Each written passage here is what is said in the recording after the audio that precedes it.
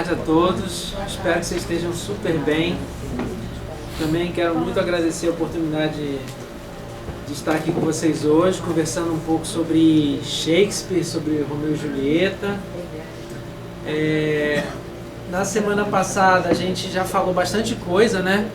Eu não sei se vocês, caso você não tenha vindo, dê uma olhadinha lá no, já está postado, né? Eu acho que é a primeira aula já está postado no YouTube, lá na minha página. Então, na verdade, na semana passada, eu vou até fazer uma breve passagem aqui rapidinho do que a gente viu, só para fazer só para lembrar, né? A gente falou um pouco sobre os personagens, né? Falamos sobre o enredo, depois nós falamos sobre a composição da obra, as datas prováveis, expliquei um pouco o que era quarto, o que era bad quarto, o que era quarto 1, quarto 2, né? Falei as diferenças entre um e o outro, expliquei um pouco sobre cada versão da peça, né? Desde o quarto 1, 2, que são as principais, e o folho. Falei um pouco sobre as diferenças, mostrei um pouco aqui, trouxe figuras, mostrei as capas, né? Falei também, trouxe um pouco da capa do segundo quarto, que é considerado good quarto. Falei um pouco sobre o que os estudiosos eles fazem, né? Que eles, na verdade, eles fundem um pouco hoje em dia. Alguns eles trabalham com os dois, mas a partir de textos, comparando um texto e outro, aí eles fazem um texto principal. Mostrei aqui o folho, falei um pouco, falei dos textos que eu utilizo. Falei muito da fonte da peça na aula passada, falei muito do Arthur Brooke, falei também de outros autores italianos que escreveram textos que vão inspirar o trabalho de Arthur Brooke e também, obviamente, o de Shakespeare. A gente não sabe o quanto Shakespeare teve acesso a esses autores italianos, mas com certeza ele teve acesso ao trabalho de Arthur Brooke, né? É claro que eu falei naquela ocasião que o Shakespeare se apropria muito também de obras clássicas e ele coloca muitos elementos ali dentro do trabalho dele. Eu dei uma atenção um pouco especial ao trabalho de Arthur Brooke para a gente comparar o trabalho de Shakespeare e o de Brooke. E a gente, né, naquela ocasião eu falei que principalmente a diferença era que o Arthur Brooke tinha uma versão, uma preocupação moral, ele tinha uma pretensão moralizante, ou seja, educar, dizer assim, olha, não façam isso que esses dois jovens estão fazendo, né, porque vocês vão acabar da mesma forma, não sucumbam aos desejos da carne, né, a paixão exasperada. Depois eu falei um pouco da questão do tempo, como é importante o tempo para a peça, e também comparando com Arthur Brooke, porque no poema dele as coisas acontecem em 9, 10 meses e Shakespeare faz tudo acontecer em menos de uma semana, né? Aí eu falei detidamente sobre, né, na verdade começa no domingo e termina numa quinta-feira, tudo. Falamos um pouco sobre as versões do cinema, né, trouxe até um pedacinho aqui de uma versão brasileira que é de uma comédia com o Otelo e o Oscarito, bem famosa. Falei um pouco da questão para os atores. Trouxe naquela ocasião alguns temas principais que regem a peça, e aí eu sugeri para o final alguns temas que eu vou tentar explorar aqui hoje. Então, nessa nosso encontro vai ser uma aula um pouco mais assim aberta, no sentido de que é claro que eu estruturei, mas eu costumo, nesse modelo que é trazido aqui pela Casa de Leitura de Laranjeiras, eu costumo estruturar muito mais a primeira aula, mostrando as bases da peça, para depois a gente aprofundar alguns temas. repito que esses temas são só alguns temas, eles não são e também eles não são de forma alguma definitivos, trazidos em sua complexidade, em toda as suas possibilidades de leitura. É apenas uma leitura que pode nos ajudar, né, na nossa própria leitura aqui e onde vocês forem aplicar. Bom, para quem não me conhece, eu tenho um site, se vocês quiserem as outras aulas anteriores, e essa mesma vai ser postada nesse site, que é o William Soares dos Santos. Já tem lá uma aula sobre as aulas sobre Macbeth, a 1 e 2, e também a primeira aula de Romeu e Julieta. Tem outras coisas lá que depois vocês se interessarem, vocês procurem lá. Bom, no YouTube também é William Soares. É o William Soares dos Santos, tudo junto. Não sei se está tudo junto lá no YouTube, mas se você colocar, se você for para a minha página, na minha página está tudo organizado lá e você vai poder encontrar os vídeos das aulas. Tem uma parte lá dedicada a Shakespeare e vocês podem ver, podem achar lá. No encontro anterior eu sugeri alguns temas. Eu na verdade reformulei um ou dois, mas vou procurar conversar com vocês sobre esses temas aqui, né? Bom, a primeira coisa, eu vou adiantar, né, esses temas. Eu já tinha falado sobre eles na semana passada, eu mudei um pouquinho, mas primeiro é da guerra entre famílias, depois o tema da própria família, o choque de gerações, as conexões entre destino e morte, linguagem sexual de Romeu e Julieta e também a questão dos amantes, da tragédia dos amantes. Basicamente é isso que eu vou falar com vocês hoje aqui. E, bom, há um tema que vai perpassar toda a obra de Romeu e Julieta, que é a questão da guerra civil, porque não deixa de ser uma guerra civil. São duas famílias poderosas, né? Você pode dizer, mas não tem exércitos em si, mas dentro da dimensão ali daquela história, não deixa de ser, a gente pode entender que seja um tipo de desarmonia ali no bairro, um tipo de guerra civil, né? E essa guerra entre famílias aparece logo na abertura da peça. Então é uma questão política importante, que é a dificuldade do Estado gerir grupos opostos em uma guerra civil, né?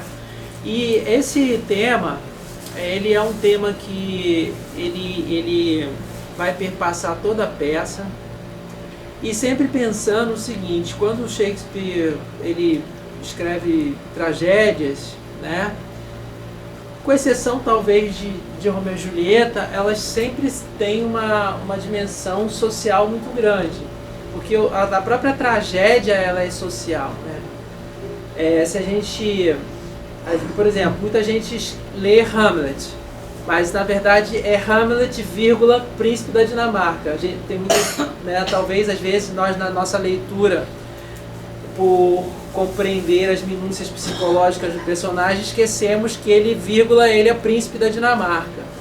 Então, quer dizer, tem uma dimensão social importante. Quer dizer, a tragédia é das grandes personalidades. Aqui, em Romeu e Julieta, aparentemente o que nós temos é na verdade, uma tragédia pessoal, de uma família, de amantes. Mas a gente não pode esquecer que eles estão profundamente ligados a essa sociedade, né? Que se trata de famílias poderosas, né? Que por exemplo, o casamento, né, que o senhor Capuleto arranja da sua filha com Paris, na verdade é uma coisa que sempre teve na nossa tradição ocidental a partir do Renascimento, principalmente a partir da passagem da Idade Média para o Renascimento, que é o quê? Vocês sabem isso, né, muito bem, que na passagem do Renascimento, da Idade Média para o Renascimento, um dos elementos que vai marcar, né, essa transição é, na verdade, o desenvolvimento do mercantilismo, que é o protocapitalismo, né? Então, o mercantilismo, né, ele vai, obviamente, ser marcado por quê? Porque aquela sociedade medieval, que ela delimitava as escolhas das pessoas, né? Então você nascia filho de um lavrador, você ia morrer lavrador, ela começa a se modificar. Então, na verdade, a juventude, em um determinado momento, começou a se rebelar contra isso. Não, eu não quero ser lavrador, eu posso fazer alguns produtos aqui e sair por aí andando, vendendo esses produtos. Na verdade, eu sempre digo que o Brasil é tudo ao mesmo tempo agora. Nós temos resquícios disso, né? Até hoje. Eu lembro que quando eu era garoto lá, eu morava em Duque de Caxias, bem no bairro bem do interior lá de Caxias, e tinha aqueles paneleiros que vinham vendendo coisas pra gente. E eles vendiam as coisas na base da confiança. Minha mãe comprava tapete, panela, e eu depois, né, estudando, eu pensei, olha, na verdade, o que esse pessoal está fazendo aqui era, na verdade, o que os mercantilistas faziam. Eles começaram assim. E depois eles fundaram grandes empresas, grandes famílias, né? Boa tarde. Né? Boa tarde. Então vocês veem aí casos exemplares. O dono da Casas Bahia, ele foi assim, ele foi vendendo panela de porta em porta, e um dia ele conseguiu fazer um império que é as Casas Bahia, entre outros grandes comerciantes que viraram capitalistas. E na verdade a casa dos Capuletos, ela era uma casa de mercantes, quer dizer, tem todas as indicações na peça que eles tinham dinheiro, mas eles não tinham o quê? Eles não tinham o título de nobreza, por isso que mais Pares vinha de uma família nobre. Então tinha esse casamento, sempre teve, né, entre o dinheiro e a nobreza, né? Então, hoje os banqueiros, os grandes artistas milionários casam aí com pessoas da nobreza aí nos países em que ainda mantém essa tradição, né? Então esse elemento é importante. Para a gente ver isso bem marcado, eu vou trazer aqui um pedaço do começo da peça. E no começo da peça eu vou ler aqui algumas passagens. Primeiro, o prólogo vai dizer o quê? 2 casas iguais em valor, em Verona, que a nossa cena ostenta. Eu estou usando aqui a tradução da professora muito querida Bárbara Eleodora, grande estudiosa e conhecedora de Shakespeare, né?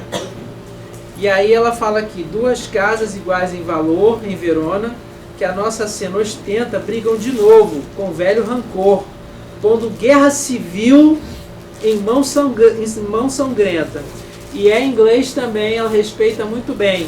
Então, where civil blood makes civil hands unclean. Então, quer dizer, não estou inventando nada, as minhas leituras são todas baseadas aqui no texto de Shakespeare. Quando eu falo de guerra civil, ele coloca isso no prólogo, não estou inventando.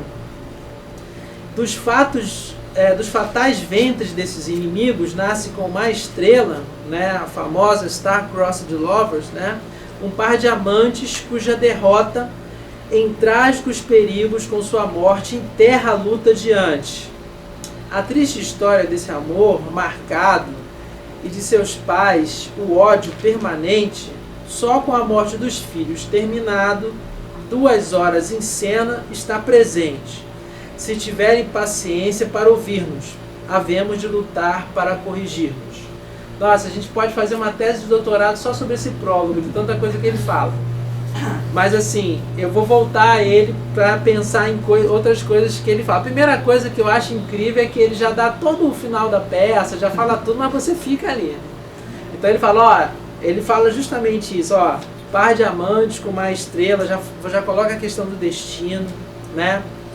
Então ele fala assim, fala dos filhos que nascem dessas 2 famílias e seus pais de ódio permanente, que só com a morte dos filhos terminado, quer dizer, o ódio termina apenas com a morte dos filhos, né?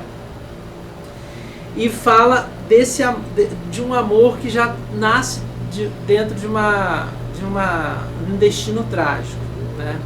Vamos ver aqui então, tentar ver aqui rapidinho.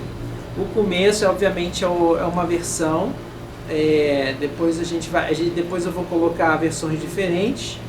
Eu vou ler então a parte principal, a parte inicial. A parte inicial é o seguinte: dois grupos de servos de uma casa e de outra, eles se encontram na rua. Então a gente vê que, na verdade, a guerra ela vai passar não só pelas pessoas principais, mas todos aqueles que estão ligados àquelas famílias. Então ele começa assim: tem aqui os empregados, que são Sansão, Gregório, né? E eles se encontram na rua e vão dizer lá: desaforo, não vou engolir desaforo. E um começa a provocar o outro, né? E o que acontece? Começam a ali ter... o Shakespeare usa de uma linguagem de esgrima, né? Que era muito conhecido na época: saltar, desviar, né? É bravo, firme, se você desviar está fugindo. E aí diga: meu salto para um cão desses é para afirmar, fico com as costas protegidas em frente a qualquer moço ou moça de Montecchios. Então tem aqui também uma linguagem de efeminar o outro, né? E aí um fala assim: o que mostra que é safado e fraco, pois é mais fraco que fica de costas para a parede. E isso é verdade, e é por isso que as mulheres, a parte fraca, acabam empurradas para a parede. Então eu tiro a parede dos Montecchios, mas empurro suas moças para a parede. A briga é entre os nossos amos, e nós que somos os seus homens. Tanto faz, vou bancar o tirano. Depois de brigar com os homens, você se viu com as donzelas cortando suas cabeças. As cabeças das donzelas, cabeças ou cabaços, dê o sentido que quiser. Elas terão de dar o sentido que sentirem. A mim elas vão sentir enquanto eu me aguentar ereto. Todos me conhecem com um bom pedaço de carne. E aí, eles depois começam a brigar com os da outra casa, né? O Benvolio, que é um personagem já de uma hierarquia superior, ele entra, né? Ele fala assim: aí vem o parente do meu amo, sim senhor, né? E aí um faz um sinal para o outro, que é um sinal de desagravo, que é na verdade você meter o dedo na boca e puxar, né? Que depois eu descobri que esse sinal era um sinal antigo. No começo, quando eu li a peça, já há muito tempo, eu não entendia porque. Depois eu fui procurar. Esse sinal é porque antigamente isso é um sinal que já vem desde o tempo de Roma. Na verdade, eu não sabia. Porque em Roma, quando tinha a convocação dos exércitos, os homens, né?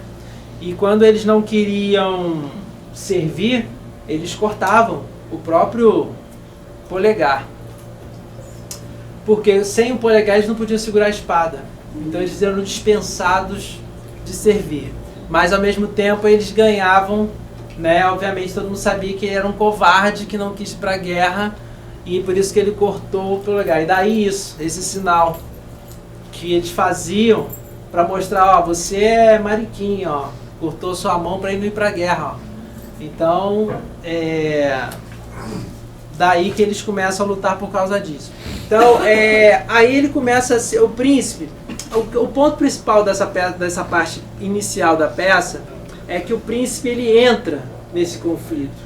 Então o príncipe chega aqui, né, depois que começa essa brigalhada toda, aí entra o Tybalt, ou Tibaldo, então, o Teobaldo, desculpa, porque às vezes eu troco o nome em português e em inglês. Tybalt é Teobaldo. Mas o que acontece é que as famílias, daqui a pouco está todo mundo brigando no meio da praça, e aí entra a figura do príncipe. Vamos ver então essa cena, né, que eu já expliquei. Mas o ponto mais importante, por que eu trouxe essa cena aqui, é justamente porque eu estou defendendo a ideia que a Romeu e Julieta tem uma questão social muito grande. E essa questão social, ela se faz marcante quando o príncipe aparece, tá? Então, esse é o motivo pelo qual eu trouxe a cena. Então, na verdade, a peça começa exatamente aqui. Uma coisa interessante aqui que eu gostaria de chamar a atenção para vocês, que ela começa, por exemplo, com os servos, a briga. Agora já está começando a subir de hierarquia. O Tybalt, né, e o Benvolio já são de outra hierarquia, já são gentlewomen, né, já são cavaleiros. Então começa com os servos, começa dentro dos cavaleiros, daqui a pouco vem os patriarcas da família. Então isso, na verdade, esse paralelismo, eu acho, né, uma opinião minha, que é todo pensado por Shakespeare. Esse paralelismo não é aleatório, ele vai mostrando como é que essa guerra civil ele permeia várias camadas e estratos sociais. Bom, então vocês veem a interferência do rei. Eu vou ler essa parte de final do rei aqui com a tradução da professora Bárbara Eleodora, que aí fica mais, para quem não tem assim o costume de ouvir inglês o tempo todo, é importante a gente entender. Então o príncipe ele fala justamente isso aqui, essa fala dele. Maus cidadãos, inimigos da paz, que profanais com aço, sangue, irmão. Não me ouvires?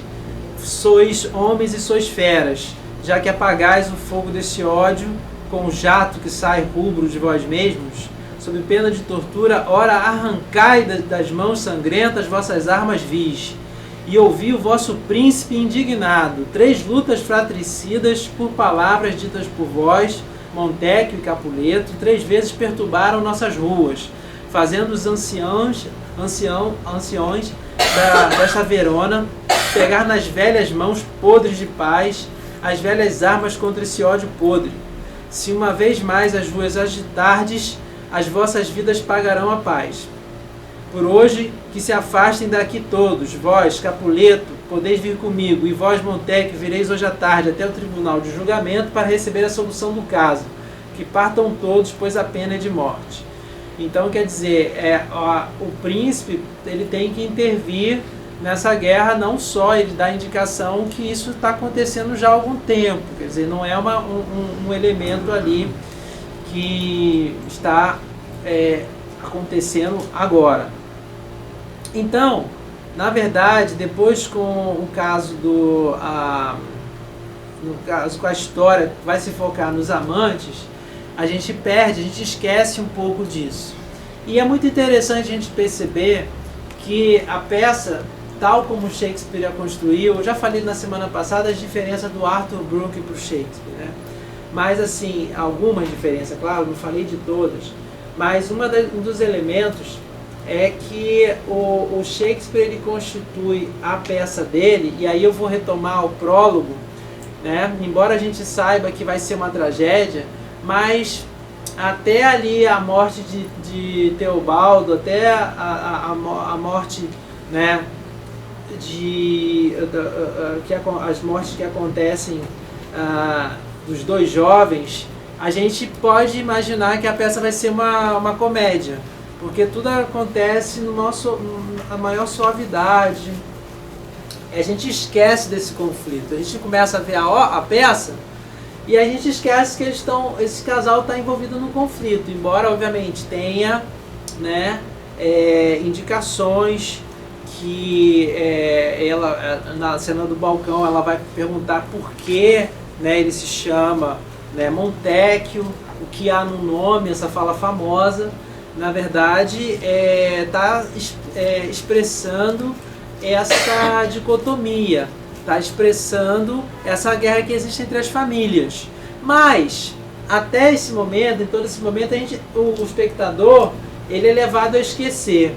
Isso também eu considero que seja uma das grandes habilidades do Shakespeare, né? Ele traz pra gente, a gente já sabe o que vai acontecer, mas aí de repente a gente se envolve na peça, ele tem uma qualidade narrativa impressionante e a gente esquece totalmente. A gente está vendo 2 amantes ali, 2 pessoas apaixonadas tentando resolver a vida pessoal delas, e a gente esquece que essas vidas estão aí presas a um contexto social maior que vai definir o rumo das suas vidas, né?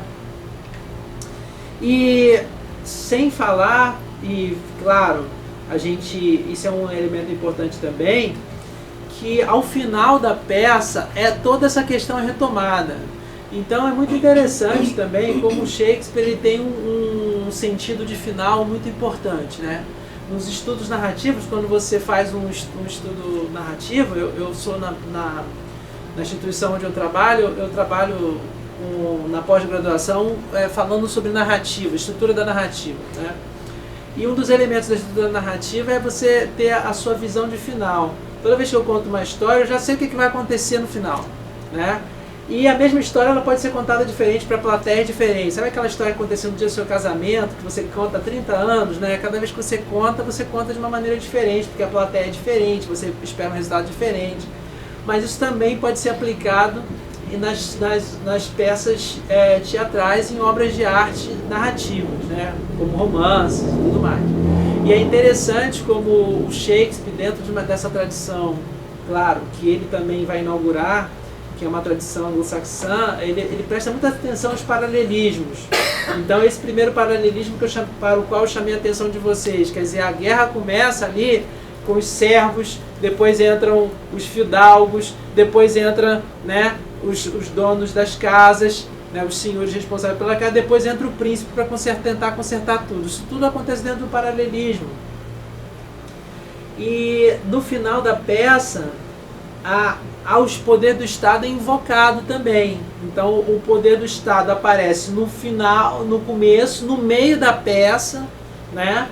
E no final. Então ele está sempre ali, o poder do Estado ele está sempre ali, né? Então quando o Mercúcio é morto por Teobaldo e Romeu mata Teobaldo, né? O Estado vem de novo, ele aparece nesses momentos cruciais. Então ele diz o quê? Não, então quem é que matou? O que ele vai dar? Então se o Romeu só se defendeu, então ele vai ser punido, né, com o degredo, não vai morrer e tudo mais.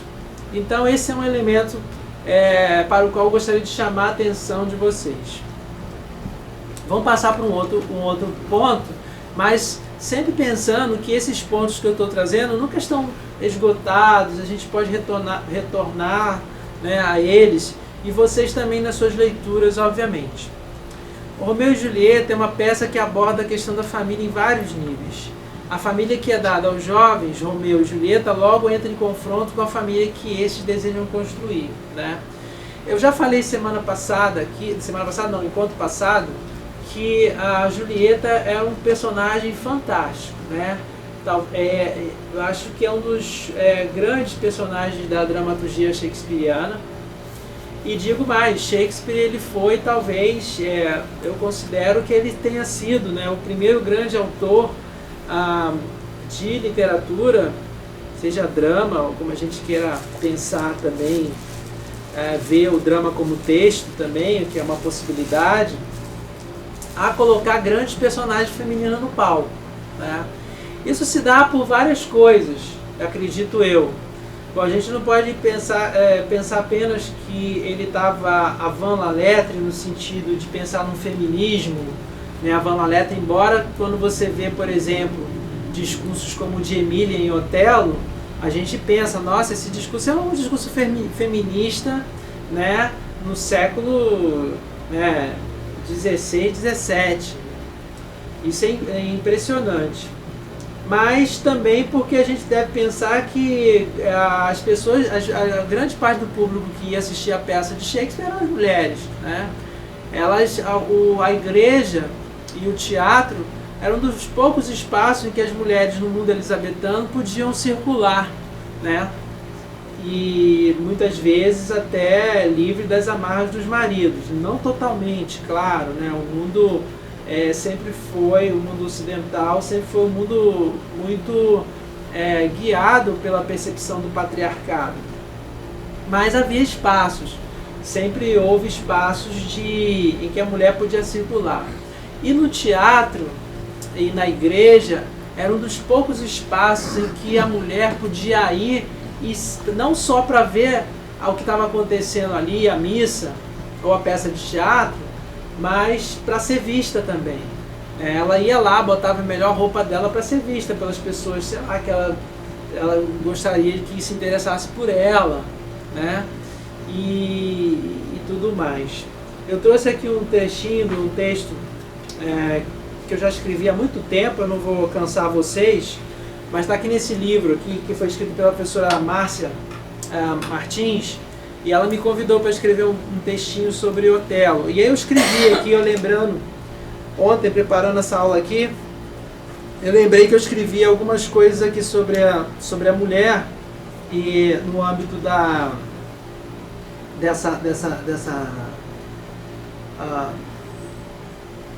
peça e tudo mais, né? E aí eu falei aqui que, na verdade, a gente não pode deixar de pensar algumas coisas sobre a questão da identidade feminina, né? Primeiro, que a história basicamente colocou a mulher como sendo formada em oposição à identidade masculina, que na maioria das vezes em uma evidente relação de subordinação e controle. Millett, que é uma escritora feminista, né, inglesa, ela tem um texto chamado Sexual Politics, que ela escreve, por exemplo, como o sexo tem sido negligenciado em seu aspecto político, e ilustra através de recortes literários de obras de Henry Miller e de A.D. Lawrence, entre outros, como o sexo é utilizado para degradar a mulher e engrandecer o homem. Millett traz exemplo de como a mulher é vista quase sempre como um ser que deve ser punido e purificado, e o homem, em contrapartida, como sendo aquele a quem cabe realizar a punição, que na maioria das vezes não dá à mulher o direito à redenção, né? A autora demonstra ainda como a estrutura do patriarcado foi gerando, ao longo do tempo, vários mecanismos para moldar a identidade da mulher de forma a torná-la subordinada. Esses mecanismos vão desde a criação e fossilização de estereótipos do que seja e de como deve se comportar a mulher, até a ênfase nas sociedades, nas diferenças biológicas, limitando os espaços de atuação da mulher dentro da sociedade, diferenciando as mulheres em classes e modelos antagônicos, fazendo com que elas se coloquem umas contra as outras, evitando seu acesso à educação e atividades econômicas, usando a força, criando mitos que desprestigiam e a toda forma de feminilidade, e até mesmo mecanismos psicológicos através dos quais a mulher é levada a interiorizar a ideologia do patriarcado. Então, essa é uma questão fundamental, né, sobre a identidade feminina. Mas que é muito interessante que tanto em Otelo quanto aqui em Romeu e Julieta, né, esse discurso ele é meio que quebrado por Shakespeare, né? Eu vou ler uma última parte aqui e eu coloco assim: a questão da identidade feminina no teatro elizabetano apresenta uma característica fundamental per se. Eram personagens femininos criados e representados por homens. Vocês sabem, né? As mulheres não podiam... não havia atrizes. Tudo era representado por homens, né? O que contribuía para a predominância do discurso hegemônico do patriarcado, direcionando as vozes femininas e, consequentemente, moldando o espaço da mulher no mundo. Por outro lado, alguns personagens deveriam ter uma empatia com o público feminino, pagante, podendo provocar, como vimos na voz de Emília em Otelo, embates discursivos de resistência. Ou, como coloca Smith, embora as mulheres das peças e poemas de Shakespeare possam figurar como o outro, como que está à parte, elas se recusam a permanecer em lugares de oposição. Eu estou falando aqui de Otelo e eu vou dizer o seguinte: Otelo apresenta duas vozes conflitantes, enquanto Desdémona se torna submissa, Emília não aceita a gratuidade da violência masculina. Emília também demonstra todo o seu preconceito e repúdio para o tipo de mulher que Bianca representa, mas ela tem uma voz discursiva muito forte em favor das mulheres, né? Então, essa diversidade de vozes femininas, masculinas, sobre o feminino é característica notadamente da obra de Shakespeare, uma vez que, como observa Bergman, o esquema conferido à mulher em sua obra celebra uma flexibilidade e uma receptibilidade às quais poucos homens, seja em suas comédias ou tragédias, podiam equiparar-se, né? Esse aspecto, por sua vez, reflete um exercício retórico muito presente no teatro de Shakespeare. e que permite o entrecruzamento de várias vozes discursivas, possibilitando o enfoque sobre vários ângulos de uma única questão, né? Nunca é demais reforçar a ideia de que os personagens de Shakespeare não são seres humanos reais. No entanto, através de correlações com o texto da época e de estudos que procuram demonstrar a conduta da mulher e da sociedade em que ele viveu e trabalhou, podemos perceber que muitos dos comportamentos que limitam ou impulsionam a ação de seus personagens femininos retratam o mundo limitado no qual a mulher elizabetana tinha permissão para se movimentar. Peças de Shakespeare, como Otelo, nos mostram que, como procurei demonstrar no tópico sobre identidades sociais, a feminilidade é algo múltiplo, estando relacionada em diversos fatores e se ajustando de acordo com a recepção de outros participantes da trama. Mas talvez a maior virtude do texto shakespeariano resida no fato de que, além de fixar nosso olhar no passado, ele nos leva a refletir a respeito do nosso próprio mundo social e dos desafios que temos ainda de superar para a construção de uma política de gênero mais igualitária nos diversos campos do desempenho humano. Bom, escrevi isso há 20 anos, né? Mas parece que alguma coisa ainda vale. Então, no caso aqui de Julieta, a gente tem vários momentos em que a Julieta ela é, né, essa personagem que vai afrontar, né? Ela quer uma nova família. Então, o choque de gerações ela vai se fazer muito na figura de Julieta. Então, Romeu e Julieta, ao abordar o tema da família, como vimos anteriormente, nos leva diretamente para o tema do choque de gerações. Há vários momentos de tensão entre o que desejam os mais velhos e os mais jovens membros da família. A conversa da senhora Capuleto com a sua filha Julieta e a ama, a afronta de Julieta ao seu pai, Julieta e o confronto com a ama, Julieta e o confronto com o Frei Lourenço. Eu vou ler aqui algumas partes que mostram esse confronto com vocês, para que a gente possa ter uma visualização mais clara disso, né? Eu vou compartilhar o texto aqui também. Deixa eu ver aqui. A página é a página 21.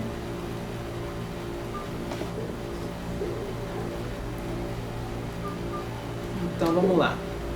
Aqui na cena, nessa cena, é uma cena onde a senhora Capuleto ela entra, procura isso antes da festa, né? E procura a filha. Ela não tinha ainda se apaixonado. Então essa é uma cena central do meu ponto de vista, porque primeiro mostra uma Julieta que ela não tinha ciência da sua sexualidade, não tinha despertado ainda para o poder, para o desejo, algo que só vai acontecer quando ela encontra o Romeu na festa, né? Então vem aqui a senhora Capuleto, fala: onde está minha filha, chame a ama, e a ama, por minha virgindade aos 12 anos já a chamei, né? Querida, carneirinho, Deus me livre, onde está, cadê Julieta? A ama fala que por minha virgindade aos 12 anos, como eu falei, a peça é cheia de elementos sexuais, né? Todo tempo o Shakespeare está jogando com isso. É uma característica dele, que é muito diferente de Arthur Brooke, né? E também está mostrando que as meninas de 12 anos nessa sociedade, elas perdiam a virgindade, já que a ama teria perdido a virgindade aos 12 anos. Então ele vai dando pistas sobre essa sociedade o tempo todo, assim. Mas esse não é o tema principal para o qual, porque eu trouxe esse momento aqui. A Julieta chega, né? E deixa eu pulei demais aqui, desculpa. E fala assim: onde está minha filha? Chame-a. Aí Julieta fala: aqui estou, quem me chama? Sua mãe. Senhora, aqui estou, que deseja? É o seguinte: ô ama, sai um pouco, o assunto é secreto. Aí depois ela: ama, volte, pensei melhor, preciso do seu conselho, conhece a minha filha desde berço. E aqui começa um grande discurso da ama, que a ama vai dizer: ah, sim, eu conheço ela desde criança, aconteceu isso, aconteceu aquilo, né? Faz 14 anos,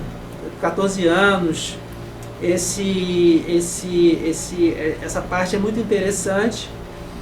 Mas aí a senhora Capuleto, no momento, chega e fala: agora chega, por favor, silêncio. Aí a ama: sim, senhora, mas é mesmo de rir, ela não chora mais, e dizer eu garanto. E aí Julieta: pois é, hoje eu digo, ama, agora chega, pronto, acabei. Aí a senhora Capuleto: pois casamento é justamente o tema dessa conversa. Diga aqui, Julieta, como se sente quanto ao casamento? É a honra com a qual nunca ousei sonhar. Então ela mostra assim uma menina recatada, né? É uma honra que eu não tenho ainda, não tenho esse desejo ainda, né? E aí ela vai dizer, vamos pensar que aí a Julieta tem 13 anos, né? Não tem 14 anos incompletos. É uma honra, não fosse eu sua ama, eu diria que o juízo vem do peito. Pois pense nele, mocinhas mais jovens que você na nobreza de Verona são hoje mães. Ou seja, mães com 13 anos, 12. Com a mesma idade que você tem de solteira. Enfim, o nobre Paris quer o seu amor. Aí a ama: um homem, moça, um homão, senhora, aqui no mundo ele serve de modelo. Aí a senhora Capuleto fala: a fina flor do verão de Verona.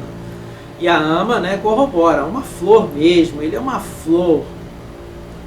E aí a senhora Capuleto diz: o que diz? Será capaz de amar a ele? Hoje à noite irá vê-lo em nossa festa. Estude o livro do rosto de Paris, escrito pela pena da beleza. Repare na harmonia das feições, pois cada uma embeleza a outra. E se algo fica obscuro no volume, as notas do olhar aclaram tudo. Esse livro do amor, com as folhas soltas, para a perfeição precisa só de capa. É peixe para o mar. É erro eterno a beleza ocultar o belo interno. Visto por muitos, um livro tem glória, porque abraça o tesouro de uma história, compartilhando do que ele possui, e ao tê-lo você não se diminui. E a ama aumenta que a mulher cresce com o homem. Diga, o amor de Paris agrada? E a Julieta fala: sim, se ao olhar sentir-me apaixonada, porém mais longe eu nunca hei de ir, que o voo que a senhora me consentir. Então olha só, veja bem que essa é a Julieta antes da festa. Uma moça recatada, que diz que vai, né, ela não vai ir além do que a mãe consentir, né? Muito bem. Mas aí acontece, né, justamente o que? Acontece dela encontrar o Romeu. Quando acontece tudo aquilo, ela ganha o que? Ela ganha ciência dos seus desejos, ela ganha a ciência da sua corporidade. A gente viu, a gente pode até ver aqui, depois eu vou voltar aqui, mas ela é de uma força extrema, né? Porque ela, diferentes aí uma das grandiosidades de Shakespeare, diferente de outros mitos românticos em que o homem ele vai sempre conduzir a ação, na verdade quem vai conduzir a ação o tempo todo é Julieta. Ela que decide, ela que marca o casamento, né? E eu vou mostrar aqui, eu queria mostrar aqui outros momentos dessa afronta. Então, eu falei da conversa da senhora Capuleto com a Julieta e a ama, e agora vamos ver a afronta de Julieta ao pai. Né? Deixa eu ver se eu acho aqui, se eu marquei.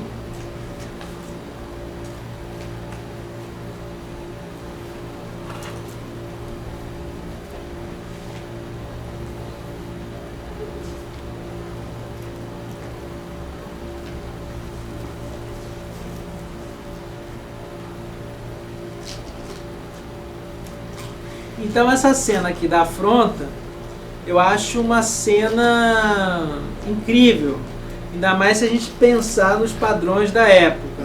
Quer dizer, uma filha, ela não afrontava o pai da maneira em que a Julieta afronta o seu pai, né? Isso mostra que ela estava extremamente determinada, mostra que ela tinha uma relevância, um poder de ação muito grande, né? E que de certa maneira, ou de certa não, mas de toda maneira, ela era detentora do seu destino. Então, o que acontece aqui nessa cena? O pai, depois que o Teobaldo morre, né, que era primo de Julieta, ela fica muito mal e tudo mais. E aí ela fica naquele luto, embora ela ela fica no luto, mas no mesmo dia em que o Teobaldo é morto, ela recebe o Romeu na sua cama para consumar o casamento que eles tinha acontecido nesse dia. Então você veja a força de ação dessa mulher, né? O primo dela morre, mas ela recebe o marido dela que matou o primo na cama para consumar o seu casamento. Então isso não é pouca coisa, isso é uma coisa muito forte, né? E aí, claro que os pais não sabem disso, ela está vivendo esse amor aí às escondidas, os cúmplices são a ama e, no caso, o Frei, né? E aí, em um determinado momento, o pai resolve casar ela logo com o Paris para resolver esse problema, para suprir o luto e para que ela, né, se case, enfim. Então tem vários interesses, tem interesse comercial, tem interesse da família de casar uma família de comerciantes que vai casar a filha com um nobre, tem o interesse de suplantar o pranto da morte do primo, tem interesse de fazer com que essa menina logo ela sirva para alguma coisa, uma série de coisas que vocês já conhecem bem da experiência de cada um de vocês. E aí ela chega e essa cena chega, entra a senhora Capuleto e fala: está acordada? Quem me chama? A senhora é minha mãe. Ainda não deitou ou madrugou? O que de inesperado atrás aqui? Ela se afasta da janela, porque há pouco, uma cena antes, ela estava com o Romeu. O Romeu sai, dali a mãe chega, né? Aí a Julieta fala: não estou bem, senhora. Sempre a chorar pela perda do primo, vai tirá-lo da cova só com pranto? Nem isso poderia dar-lhe vida. Portanto, basta. Há o pranto que é de amor, mas o excessivo é falta de juízo. E Julieta diz: permita-me que eu chore a minha perda.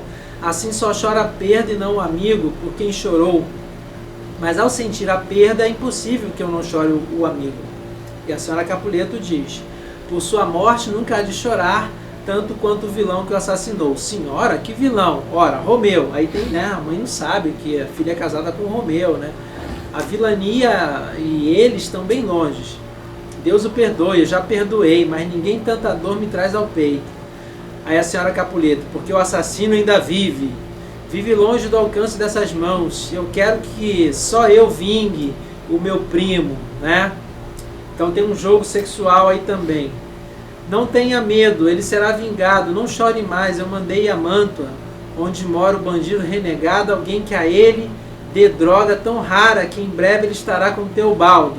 Espero então que fique satisfeito. Então, quer dizer, você vê que a família é, na verdade, uma família mafiosa italiana, né? Porque a mata, então vou mandar outro envenenar, né? Então o príncipe, até a gente viu na semana passada, né? Nós fizemos uma leitura que mostra que o príncipe está intimamente relacionado com Romeu e Julieta, porque fala dessa sociedade complexa que estava nascendo, desse jogo de poder. Então, na verdade, olha, você tem a vendetta, você acha que vai ficar assim? Não, já mandei alguém, né, envenená-lo. E aí a Julieta fica preocupada, na verdade não fico satisfeita com o Romeu antes que o veja morto. Qual o meu coração por um parente, senhora, se encontrar um mensageiro para o veneno, eu tempero para Romeu, logo após o receber, dormir em paz. Meu coração odeia ouvir seu nome sem poder tocá-lo. Então a linguagem dela é toda ambígua, né? Não se sabe bem o que ela está dizendo, se ela está preocupada com o marido e tudo mais. É para expressar o amor que tinha ao primo no próprio corpo de quem o matou, quer dizer, então é uma linguagem ambígua, sexualmente ambígua e tudo mais. E fala um pouco disso, até que a senhora Capuleto diz: filha, na quinta-feira de manhã eu estou aqui, ó. O guapo e muito nobre cavaleiro Conde Paris, na igreja de São Pedro, fará sua noiva radiosa. Aí a Julieta: pela igreja de São Pedro de São Paulo, ele não vai me fazer noiva nenhuma. Aí começa o conflito. Ela já começa a discutir com a mãe. Não vai fazer noiva nenhuma. Só me espanta essa pressa para eu casar antes que esse marido faça a corte. Por favor, diga ao meu pai, senhor, que não me caso ainda. E se casar seria antes com o Romeu, que odeio, que com Paris. Então a nova é essa, lá vem seu pai, então diga isso a ele, para ver se ele o escuta de você. Então a senhora Capuleto desiste, passa a bola, fala assim, ó, resolve com seu pai aí isso aí, né? Aí o Capuleto, ao pôr do sol o orvalho cobre a terra, mas para o enterro desse meu sobrinho foi chuva que tivemos. Que é isso, menina? Virou bica? Só chora e pinga? Em miniatura você já virou casco, mar e vento, pois seus olhos são mar que desce e sobe com choro de maré. Seu corpo é nau que ali navega, os ventos, seus suspiros que rugem e sacodem suas lágrimas, que se não se acalmarem vão levar seu corpo a naufragar. Então, mulher, já lhe contou a nossa decisão? Eu já, ela agradece, mas não quer. Melhor casar a tonta com uma cova. Um momento, mulher, que foi que disse? Como não quer? E não nos agradece? É orgulhosa? Não vê que é uma bênção, tendo tão poucos méritos, que nós a demos como noiva a um tal homem? E Julieta vai confrontar o pai. Quer dizer, é uma cena muito forte, né? Lendo assim, depois vou botar os atores interpretando para vocês verem a força, mas eu também preciso que vocês compreendam, né, o que está se passando. Mas é uma cena muito forte para a época, porque é uma filha confrontando um pai naquela época, né? Então ela não sinto orgulho e sou agradecida. Não posso ter orgulho do que odeio, mas sou grata por ódio que é amor. O que tem lógica de hospício, orgulhosa, agradecida, não quero, mas não sou orgulhosa, menininha, nada de agradecidas nem de orgulho. É só juntar os ossos para na quinta ir com pares à igreja de São Pedro. Ou arrasto até lá pessoalmente. Aí o pai agride. Verme anêmico, lixo, passa fora, cara de vela. O que é isso? Está louco? Aí a senhora Capuleto ela intervém, porque a questão, a violência, né, ele está quase perdendo o controle ali. E aí Julieta chora, né?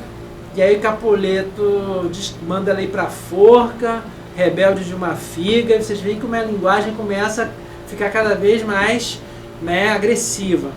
Nunca mais, ou nunca, vai à igreja quinta-feira, ou nunca mais verá este meu rosto. Não fale, não replique, não responda. A palma está coçando. Nós, mulher, julgamos pouca bênção que Deus dera com essa filha única. Mas hoje, percebo que essa única é demais. E que fomos malditos ao gerado. Sai, vagabunda. Então, olha só como é que ele vai. Ele, né, o discurso da violência contra a própria filha. E, de certa forma, a ama fica ali tentando proteger a filha. A Julieta, a mãe um pouco, mas elas são incapazes, né, de ficar no meio. E ele continua. A ama tenta intervir, Deus abençoe, faz muito mal o Senhor dizendo isso. E aí o Capuleto agride a ama, porque só sabe tudo, calha a boca e vai fazer seu fuxico na cozinha, né? E a ama, não faltei com respeito, santo Deus, não se pode falar. Chega, idiota, vá pregar em conversa de comadres, aqui não é preciso, né? E aí a senhora Capuleto diz, não se exalte, e o Capuleto continua na sua verve de violência. Exaltar-me, mas Deus é testemunha que dia e noite, em luta, em lazer, só acompanhado, sonhei sempre com casar bem a filha, pois agora ofereço-lhe um nobre cavalheiro, de grandes posses, jovem, de linhagem, quer dizer, tudo isso está entrando no jogo comercial, que então nesse momento a Julieta passa a ser um objeto, né? Ela é um objeto, é uma mercadoria de troca dentro dessa sociedade complexa, né? E ele vai dizer isso com todas as letras. Ele não está dando ela para qualquer um, mas um jovem de linhagem, de posses, né? Linhagem e posse, tá aí as palavras-chave, né? Coalhado, como diz, de virtude, tão belo quanto calha bem ao homem, e me aparece essa maldita idiota, choramingando diante de tal sorte, e a dizer, não me caso, eu não o amo, sou jovem, por favor, peço perdão, pois não se case para ver que perdão tem, pode pastar, que aqui não come mais, quer dizer, ele relega a filha, né?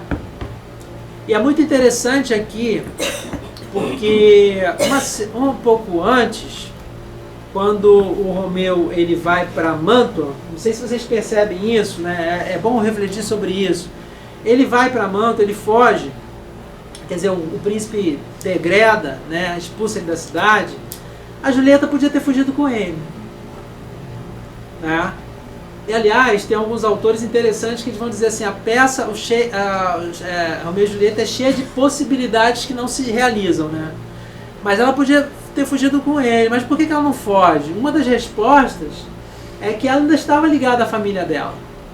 Ela tinha uma relação ainda com o pai e com a mãe que permitia que ela ficasse naquela casa, que ela participasse desses dois mundos, dessa antiga família e dessa nova família que ela queria construir. Ela podia ter fugido, porque ela tem força para isso. A gente está vendo que ela é uma personagem de força, mas ela, por respeito, ela fica na casa do pai e não foge ainda. Mas aí, nesse momento, a fuga já se torna impossível, que ela já se vê emaranhada numa outra trama que ela não esperava, que é um casamento que vai acontecer em breve, muito breve, né?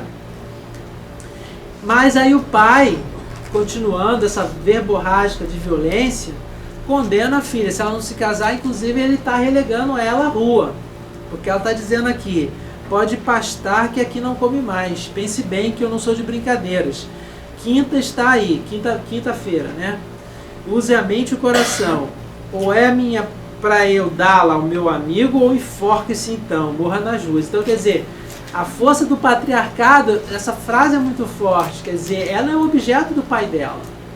Ou é minha, para eu dar para quem eu quiser. Você é minha, não vou dar para o meu amigo, ou então, né, enforque-se, morra nas ruas. Pois juro por minha alma renegá-lo e impedir que o que é meu venha a ser seu. Acredite, reflita, eu juro e cumpro. Né? E aí ela vai prantear. Será que o céu não tem misericórdia que veja até o fundo a minha dor? Não me renegue, minha mãe, que ela pede socorro à mãe. Mas a mãe também está atrelada a essa estrutura patriarcal, ela também não vai poder fazer nada. Né? Adia a boda um mês, uma semana, se não prepare o leito nupcial na tumba escura onde jaz Teobaldo. E aqui ela dá algumas indicações já. Na verdade, toda a peça, em alguns momentos, a tragédia ela é indiciada, né? Você pegar essa frase, se não prepara o leito nupcial na tumba escura onde jaz Teobaldo, ela já está indiciando. No começo também ela tem falas que indiciam, né, a morte. E a senhora Capuleto diz: não diga nada, porque eu não respondo, faço o que bem quiser, eu lavo as mãos. Então a senhora Capuleto também não tem força para enfrentar o seu marido, ela está presa a essa estrutura do patriarcado. E a Julieta vai olhar, vai pedir ajuda à ama. E é interessante que é um outro confronto aí, um outro subconfronto, quer dizer, na verdade a Julieta ela entra em confronto com a mãe, com o pai, depois ela acha que vai encontrar resguardo na ama, mas a ama também diz o contrário para ela e ela entra em confronto com, não direto, mas ela entra em confronto com a ama. Então ela pergunta: ama, meu Deus, como evitar tudo isso? Com o marido na terra, juras feitas, como hei de ter na terra votos santos, se não com meu marido já no céu, longe da terra? O que diz? Me aconselho. Quer dizer, na percepção cristã de Julieta, ela não pode ter outro homem, uma vez que ela já está casada, consagrada pelos laços da igreja, né? Ela seria uma bígama. Então, como é possível que o céu brinque assim com súdita tão fraca quanto eu, que diz nenhum traço de alegria, não há consolo, ama? E a ama diz: certo que há. Romeu está banido, aposto o mundo que não ousa voltar para reclamá-la. Se o fizer, de ser escondidas. Então, as coisas estando como estão, eu creio que é melhor se casar com o conde. Que bonito que ele é. Romeu ao lado dele é um rebotalho. Nem águia tem um olhar tão verde e esperto quanto Paris. De coração lhe digo que teve sorte nessa nova união. É melhor que a primeira, e se não fosse, o primeiro está morto. Ou se como viesse aqui sem você o querer. Então, quer dizer, a ama fala assim: esquece esse Romeu e se casa com Paris. Que é uma ideia que Julieta vai rejeitar profundamente, né? E aí a Julieta pergunta: fala de coração? Quer dizer, você está falando de verdade isso? E a ama fala: de alma também, que eu me dane se não. Aí a Julieta: amém, então. O quê? Aí ela vai dizer: o seu consolo foi maravilhoso. Aí a a força de Julieta, mais uma vez, ela começa a dissimular. Quer dizer, eu não tenho amigos aqui. Eu vou ter que dissimular. O seu consolo foi maravilhoso. Já vai dizer à mamãe que eu já saí para desgostar meu pai, por desgostar meu pai, para ir à igreja, para confessar-me e ter absolvição. Aí a ama, ai que alívio, né? Que bom, já vou, está sendo ajuizado, está fazendo a coisa certa. Aí quando a ama sai, Julieta vai dizer, velha maldita, monstro de maldade. Peca mais quem me quer assim, perjura. Ou quem ofende assim ao meu senhor. Porque o meu senhor é o Romeu, né? Com a mesma língua com que tantas vezes o colocou no céu, vá, conselheira, doravante, seguimos 2 caminhos. Frei Lourenço dirá o que fazer. Se tudo mais falhar, posso morrer. Então ela já se coloca diante da morte, né? Mas para terminar esse momento,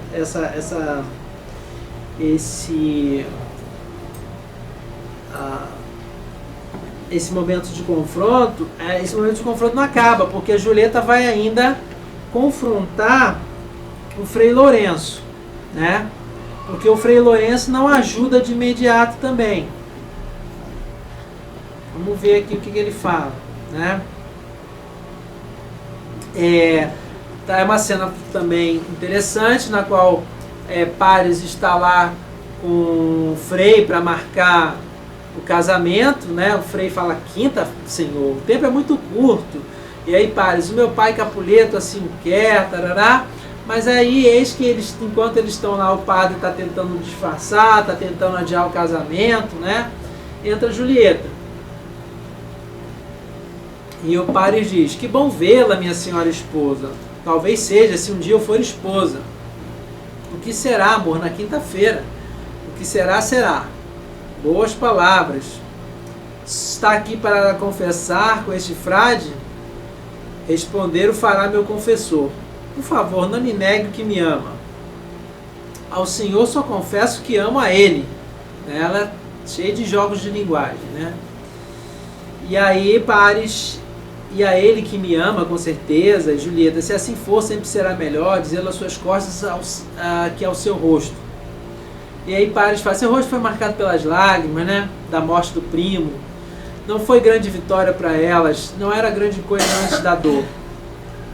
Enfim, aí o Paris, a Julieta se dirige ao Frei e diz, meu santo pai vai ficar livre agora ou melhor à noite após a missa? E o Frei diz, eu tenho tempo agora, triste filha. Devemos ficar a sós, senhor, agora, o Frei diz para Paris. E o Paris fala, sabe Deus que não impeço devoções. Julieta, quinta cedo eu a desperto. Até então, adeus e um beijo santo. Aí ele vai, aparentemente, dependendo do que o diretor decidir, ele vai e beija Julieta. Fecha a porta, aí a Julieta fala, fecha a porta e depois de a ter trancado, vamos chorar sem cura ou esperança. E o Frei, Julieta, eu sei da sua dor, que me arrasta aos limites da razão. Soube que tem, sem nada que o adie, de se casar na quinta com esse conde. E a Julieta responde, meu pai, não diga que já sabe disso, se não for para dizer como evitá-lo. Se todo o seu saber não me ajudar, é só julgar que estou agindo certo e esta faca me ajuda no momento. Então, quer dizer, ela tem uma força impressionante. Quer dizer, ela pega a faca, ela está com uma adaga na mão e ela vai dizer, olha, se você não me ajudar, eu vou dar meu jeito. Eu vou me matar aqui, porque eu não vou me casar com este homem, já estando casada com o Romeu, né? E aí ele vai dizer, e antes que a mão pelo Senhor unida seja marcada por um outro voto, ou que o meu coração em vil traição se entregue a outro, essa mão mata os dois. Portanto, usando a sua experiência, diga o que fazer, ou testemunhe entre mim e a minha dor, este punhal servir de arbítrio e solucionar o que nem sua idade ou sua arte puderam resolver para mim com honra. Mas chega de falar, quero morrer, se o que diz não me trouxer remédio. Então, na verdade, o Frei, ela confronta o Frei também. Então vocês veem que todo o tempo é um confronto de gerações, né? Quer dizer, o Frei ele é colocado na berlinda. Se ele não fizer alguma coisa, ela pode se matar ali na frente dele, né? Vamos ver um pouco então essa interpretação de tudo que eu falei aqui. Bom, então vamos ver aqui essa interpretação da Eleanor Kendrick como Julieta. A gente já viu uma interpretação dela no último encontro, mas de toda esse confronto com o pai e com a mãe. Faço questão de que vocês vejam essa interpretação para que vocês assimilem também a força desse conflito, né? Com os atores interpretando, tem uma outra tonalidade que é diferente da nossa leitura aqui. Então vocês percebam que ela tem uma força muito grande também nesse momento. Quer dizer, então se eu dar o seu jeito, eu vou me matar aqui agora. Então quer dizer, ela está o tempo todo conduzindo a ação da própria existência dela. Agora eu queria passar para um outro, não vai dar para explorar todos os temas que eu propus hoje, né, por causa do tempo. Aqui vou voltar ao texto traduzido pela professora Bárbara Eleodoro, na página 179. Agora para mostrar também uma outra coisa. Quando eu falei de Macbeth, eu mostrei, né, confrontei duas cenas, uma mais teatral e outra mais cinematográfica, de uma cena que eu considerei importante da peça. Aqui eu vou fazer a mesma coisa agora. Eu vou para uma outra cena que também está dentro do que a gente estava falando, quer dizer, dessa força de Julieta, mas de como também dois diretores diferentes, né, resolveram mostrar essa cena. Então vocês sabem, depois que a Julieta passa por aquela afronta ali o Frei, ele vai chegar a uma resolução, diz que ela tem que tomar um remédio, uma poção para que ela possa dormir, fingir que está morta, e depois ela vai acordar. Só que é muito interessante que a Julieta, ela tendo 13 anos de idade, ela é capaz de fazer lucubrações altamente filosóficas nesse momento, né, em que ela vai tomar a poção, que é um momento também muito forte. Ela precisa de uma força imensa para tomar isso. E aí a mãe dela se despede e ela vai dizer: vai deitar-se, descanse, pois precisa. Porque ela finge que concorda com o casamento, a família toda está ali preparando, né, resolvem preparar o casamento. E aí a Julieta fala: adeus, quando de novo nos veremos? Sinto medo correndo em minhas veias, ela diz, congelando o calor da minha vida. Vou chamá-las de volta a confortar-me. Ama, que poderá fazer aqui?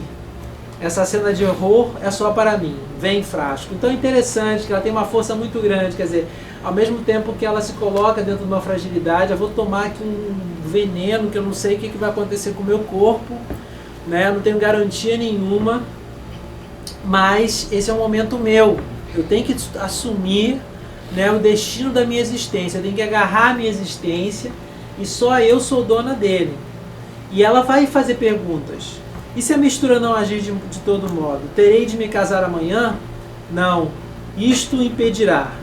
Aí ela pega de novo um punhal e coloca debaixo da cama, porque se ela acordar, ela pretende se matar. Deita-te ali, falando do punhal. E se for um veneno, este que o frade sutilmente me deu, irá matar-me para não perder a honra desta boda, já que antes me casou com o meu Romeu. Então ela também duvida do padre, do frade. Será que ele é meu amigo mesmo? Será que ele não está me matando só para ele se resguardar, já que ele está aí, né, faz parte dessa trama? E ela vai dizer: tenho medo que sim, mas não creio, pois ele sempre foi um homem santo. E se depois de ser posta no túmulo eu me acordar muito antes que o Romeu venha buscar-me? Isto é o que me apavora. Morrerei sufocada no jazigo, em cuja boca o ar puro não penetra, sem poder respirar e sem Romeu, né? Ou se ainda viver, não é provável que a ideia da morte nessas trevas, junto ao terror que inspira esse lugar, sepultura terrível onde moram os ossos que por séculos e séculos minha família foi depositando, onde Teobaldo, recém-enterrado, jaz em sua mortalha apodrecendo. Quer dizer, o horror de acordar ali entre os cadáveres, né, que também não é alguma coisa muito fácil, né? jaz em sua mortalha apodrecendo, onde dizem que à noite, em negras horas, surgem fantasmas. Ai, não é provável que eu, acordando em meio a esses cheiros de morte e aos guinchos rudes das mandrágoras, que fazem os mortais enlouquecerem, não é provável que eu me torne louca, cercada desses medos pavorosos? Que eu brinque com os ossos desses mortos, ou que tire teu baldo da mortalha, e no delírio vá em desespero despedaçar meu cérebro entre os ossos? E aí ela fala: veja o fantasma do meu primo procurando Romeu, que o assassinou com a ponta de um punhal para Teobaldo. Romeu, Romeu, é por você que eu bebo. E aí ela tem um pouco de alucinação na cena, a gente não sabe se ela está brilhando, vê o fantasma do primo. E aí, né, como a gente sabe, Shakespeare é maravilhoso em colocar essas psicologias, né? Hamlet que vê o fantasma do pai, e aqui é mais sutil, claro, não chega a falar com o fantasma, mas ela tem tipo, esse momento de confronto com ela mesma, se ela tem essa força e tudo mais, mas ela acaba tomando a poção e tomando as rédeas da sua própria vida. E eu vou botar de novo aqui a interpretação da Eleanor para a gente ver como é que ela vai agir. Bom, agora já, né, vocês viram que a força dela, ela tem todas essas dúvidas, mas ao mesmo tempo ela tem a capacidade de definir por si mesma e toma o veneno, aceita o seu destino. Agora, essa, é claro, é mais próxima de Shakespeare, é claro, que é o texto original. Eu trouxe também para vocês aqui essa mesma cena vista pelos outros olhos, né? Os olhos de uma versão famosa, né? Que é de Franco Zeffirelli, que muitos de vocês já conhecem. Vamos ver como o Franco Zeffirelli, que fez uma obra primorosa também, mas vamos ver como ele interpreta essa cena aqui. Ou seja, o Zeffirelli cortou todo o texto. Então, quer dizer, ele resumiu tudo em uma única frase. Claro que isso aí o diretor teve a liberdade, mas obviamente tirou toda a força da femininidade dela, de mostrar que ela tinha força sobre a sua própria existência, né? Que é uma força que está no texto original, que a gente perde. Ficou bem mais infantil, né? Também. Também da época, cinema, para as pessoas. Claro, temos que compreender tudo isso, né? E diferentes versões, diferentes diretores, mesmo em teatro, têm a liberdade de fazer a sua própria leitura. O tempo já está muito avançado, eu fui muito pretensioso, achei que eu poderia falar sobre muita coisa hoje, mas peço desculpas a vocês, não tive como. Mas outro tema seria, mas eu falei um pouco, já mostrei algumas coisas, que é a linguagem sexual de Romeu e Julieta, que diferente da versão do Arthur Brooke, né, a versão de Shakespeare é repleta de jogos sexuais, que no meu ponto de vista mostra que o uso que o Shakespeare faz da linguagem, né, desses jogos, é uma das provas de que ele desvirtua as pretensões moralistas do texto de Arthur Brooke, né? Ele vai brincar o tempo todo com isso.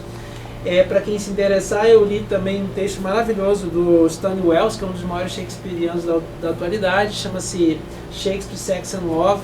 Ele tem todo um capítulo dedicado a esses